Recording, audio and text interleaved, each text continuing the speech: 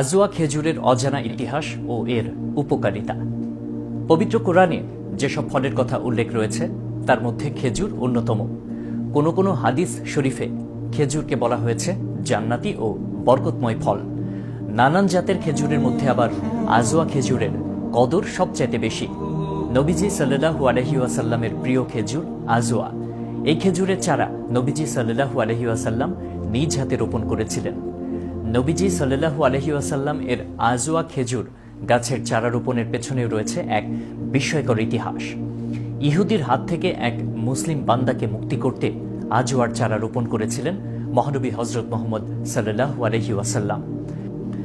একদিন সালমান ফার্সি রাদিয়াল্লাহু তাআলা আনহু নামক এক সাহাবী মহানবীর কাছে আসলেন পরামর্শ ও সাহায্য চাইতে। সালমান ফার্সি রাদিয়াল্লাহু তাআলা আনহু সাহাবী হবার আগে ছিলেন এক ইহুদির কৃতদাস। সেই ইহুদি সালমান ফার্সি রাদিয়াল্লাহু তাআলা আনহুকে দিনরাত এতটাই খাটাতেন যে তিনি মুসলিম সমাজের সাথে কোনো যোগাযোগই করতে পারতেন না। তাই সালমান রাদিয়াল্লাহু তাআলা আনহু ইহুদির কাছে তার মুক্তির দাবি জানায়, কিন্তু ইহুদি মালিক তাকে মুক্তি দেয়নি। বারবার মুক্তি চাওয়ার পর সালমানকে মুক্তির জন্য দুটি শর্ত দেয়া হয়। শর্ত পূরণ করতে পারলেই কেবল তার মুক্তি হবে। শর্ত দুটি ছিল, খুবই অল্প সময়ের মধ্যে 40 আউন্স স্বর্ণ দিতে হবে এবং 300 খেজুর গাছ লাগিয়ে দ্রুত সময়ের মধ্যে ফল পাকিয়ে দিতে হবে। ইহুদি ভেবেছিলেন সালমান রাদিয়াল্লাহু তাআলা আনহু 40 আউন্স স্বর্ণ কোনোভাবেই জোগাড় করতে পারলেও অল্প সময়ের মধ্যে 300 খেজুর গাছ সেটা লাগিয়ে বড় করে সেগুলো থেকে ফল পাকাতে পারবে না, কারণ খেজুর গাছ লাগানোর পর তা বড় হয়ে ফল দিতে দিতেই অনেক সময় চলে যাবে, এতে করে মুক্তিও আটকে যাবে।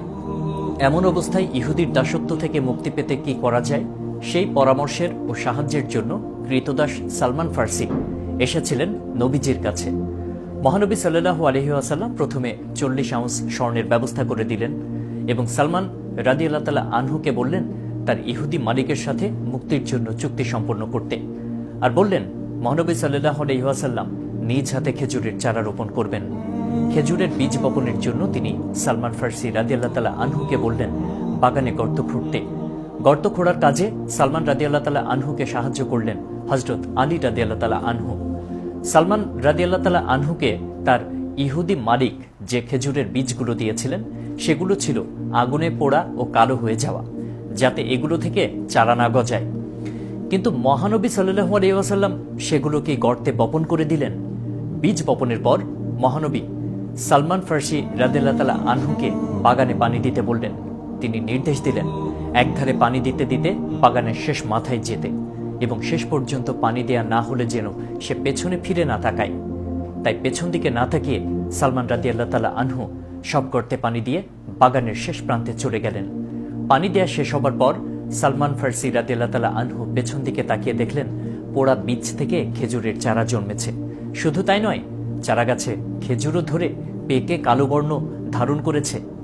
এই কালো বর্ণের খেজুরের নামই আজওয়া খেজুর। আজওয়া খেজুরের উপকারিতা। মেডিকেল সায়েন্সের মতে আজওয়া খেজুরে রয়েছে আমিষ, শর্করা, খাদ্য আঁশ এবং স্বাস্থ্যসম্মত fat. Vitamin A, vitamin C, vitamin K তে ভরপুর এই আজওয়া খেজুর। এছাড়া চোখের জন্য উপকারী ক্যারোটিন আছে। আজওয়াতে আছে ফলেট, নিয়াসিন, থিয়ামিন ও রিবোফ্লেভিনের মতো স্বাস্থ্যকর উপাদান। হাদিস মতে যে ব্যক্তি প্রতিদিন সকালে কয়েকটি আজওয়া খেজুর খাবে সেদিন তাকে কোনো প্রকার বিষ, জাদুটোনা, অশুভ শক্তি ক্ষতি করতে পারবে না। হৃদরোগের ঝুঁকি কমায় এই আজওয়া খেজুর। লিভার ও পাকস্থলীর শক্তি বৃদ্ধি করে, হজম শক্তি বৃদ্ধি করে, ফুসফুসের সুরক্ষায় কাজ করে ও মুখগহ্বরের ক্যান্সারজনিত রোগ নিরাময় করে। আজওয়াতে ডায়েটারি ফাইবার আছে যা কোলেস্টেরল থেকে মুক্তিও দেয়। আজওয়া খেজুরে রয়েছে ৭৭.৫% কার্বোহাইড্রেট, যা অন্যান্য খাদ্যের বিকল্প হিসেবে কাজ করে। এই খেজুরে আছে ক্যালসিয়াম ও আয়রন, যা হাড়, দাঁত, নখ, ত্বক ও চুল ভালো রাখে।